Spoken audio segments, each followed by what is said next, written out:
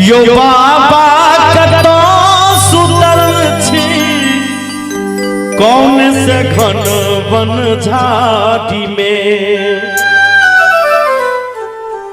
यो बाबा कतो सुतल छी कौन से घन वन झाड़ी में। हम छी दुखक पेटारी में।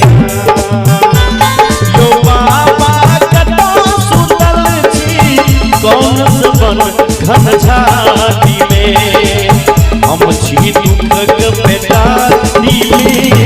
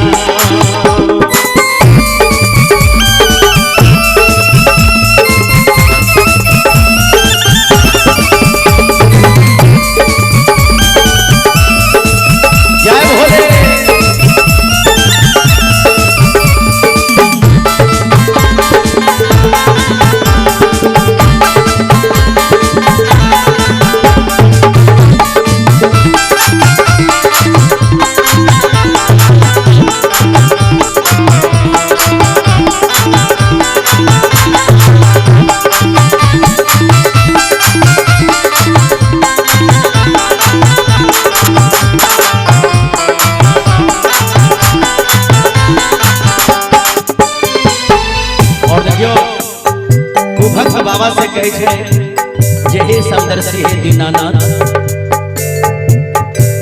हे झरना सन बहे आँखि के लोर, आहा बनल केहन कठोर।